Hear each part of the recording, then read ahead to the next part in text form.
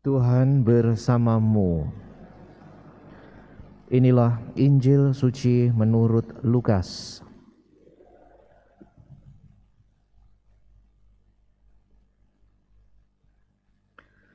Pada suatu hari Sabat, Yesus masuk ke rumah ibadat lalu mengajar. Di situ ada seorang yang mati tangan kanannya. Ahli-ahli Taurat dan orang-orang Farisi mengamati Yesus kalau-kalau ia menyembuhkan orang pada hari Sabat, agar mereka mendapat alasan untuk menyalahkan dia. Tetapi Yesus mengetahui pikiran mereka. Ia berkata kepada orang yang mati tangan kanannya, "Bangunlah dan berdirilah di tengah."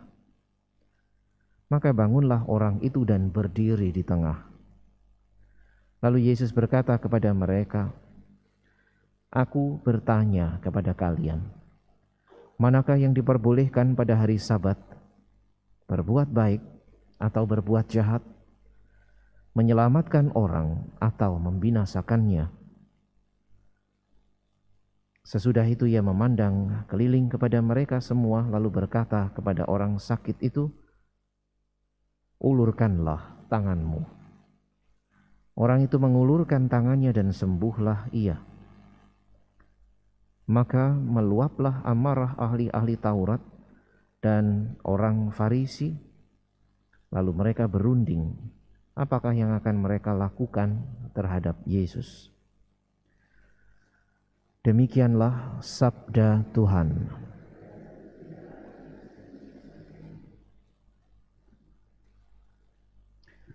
Saudara sekalian yang terkasih, bagi orang Yahudi, hari Sabat adalah hari yang secara khusus digunakan untuk menghormati Allah. Menurut kacamata ahli Taurat dan orang Farisi, menghormati Allah itu antara lain dengan tidak melakukan pekerjaan apapun pada hari Sabat, kecuali untuk alasan-alasan yang mendesak, termasuk penyembuhan atau tindakan-tindakan yang terkait dengan kesehatan.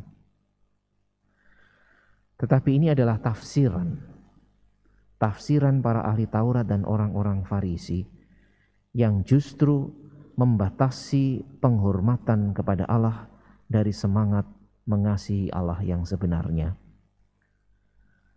Bagi Yesus, menghormati Allah tidak pernah bisa dipisahkan dengan mengasihi sesama.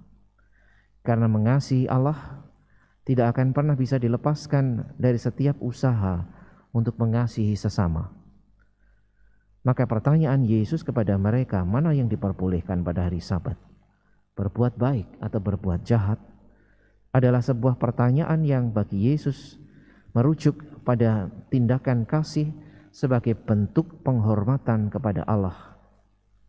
Maka mengasihi sesama juga dengan cara menyembuhkan seorang sakit pada hari Sabat, bagi Yesus justru menjadi tanda penghormatannya kepada Allah.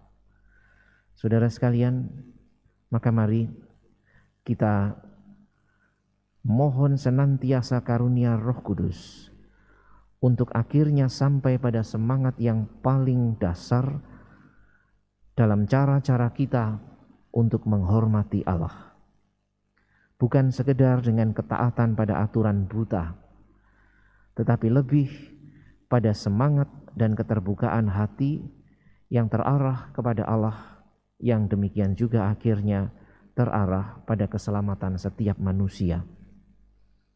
Berbuat baik, mengasihi sesama, menjadi juga sebuah bentuk penghormatan kepada Allah, karena kita melihat sesama sebagai tanda kehadiran Allah dan membuat kita semakin bertanggung jawab pada kehidupan yang dipercayakan oleh Allah kepada kita. Sebaliknya, membiarkan sesama yang menderita atas nama Allah atau atas nama hukum, sama artinya kita menghina keluhuran Allah di dalam ciptaannya. Semoga semangat dasar untuk mengasihi Allah dan semangat untuk mengasihi sesama menjadi semangat yang akhirnya tidak kita pisah-pisahkan atau kita kotak-kotakkan, seolah Allah mempunyai ruang sendiri dan sesama mendapatkan tempat sendiri juga.